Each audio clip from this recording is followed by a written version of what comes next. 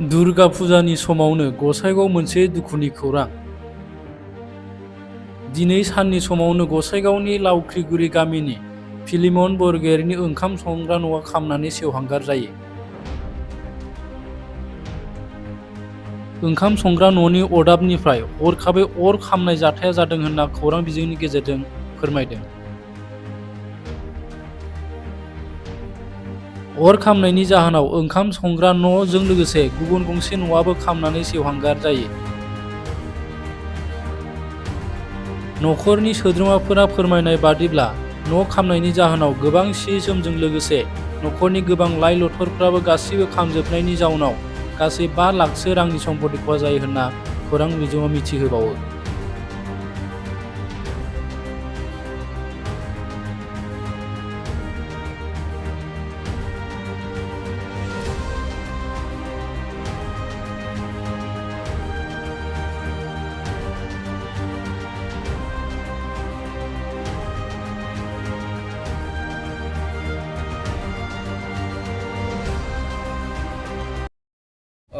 नोंनि मुङा मा?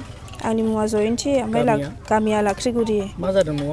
आं ओंखाम संदोंमोन, ओंखाम संनानै ओंखाम मोनखांनायखाय आं जि दादोंमोन। ओमफ्राय जि दानानै दसे माबाबा गोजौआव अर जोंखांखाबाय आरो अर जोंनानै दाना जिनिसखौथ' मोनसेबो बोखारनो हायासै।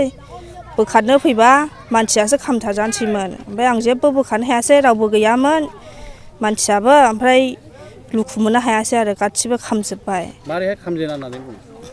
माबायाव इन्जुराव खामदों। अरदाबनिफ्राय नांनाय इन्जुराव खामहैबाय 10थायाव। न'आव रावबो गैयामोन नामा? न'आव रावबो गैयामोन, आंल'मोन। ओंखाम मा मुवा दंमोन? दंमोन, माइरं दंमोन, टेबोल दंमोन, गेस दंमोन, सियार दंमोन, ओमफ्राय माल माथा गासिबो दंजोबोमोन। गासिबो सिबो दंमोन, सि दायोमोन नालाय आङो, सिबो दंमोन, सियाबो खामजोब्बाय।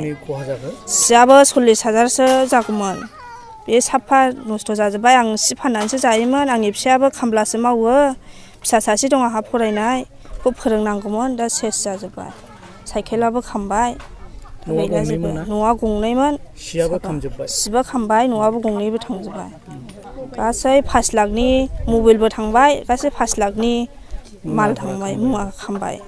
नोङो बनजों सङा ना गेसजों सङामोन? बनजों संदोंमोन आङो। दा गेसआबो जोब्बायमोन नालाय, एसे दंबावोमोन, एसे जोंबावोमोन, ओंखायनो गेसखौहाय सालायालासिनो आं बनजों संदोंमोन। हानजा फैदोंमोन नामा? फैदोंमोन, औ। गसाइगावनिफ्राय फैदोंमोन, होनबा खामखांजोबखाबाय, खामखांनानैसो सफैबाय। दा गैया, पुलिस फैदोंमोन। दा नों मा होननो सानो सरकारखौ? दा आं सरकारखौ खावलायो, सारमोनहा, आं गोरिब न'खरनि, अननानै एसे अनसुंथाइ हरबा मोजां जागौ आरो। मोर नामটা ফিলিমন। কেইটা বজাত হৈছে ঘটনা? এইটো 10টাৰ পৰা হৈছে। কেনেকৈ অগ্নিসংযোগ হ'ল ঘৰত? এইটো মই ঘৰত নাছিল, তাৰপিছত বুঢ়ীটো কৈছে তাৰ সোনকালে আহা ঘৰত, মোৰ ঘৰটো জ্বলি থাকিছে, সোনকালে আহি পেলাই আমি দেখা পাইছোঁ ইয়াতে। ভাত বনাইছিল নেকি? ভাতটো বনাইছিলে,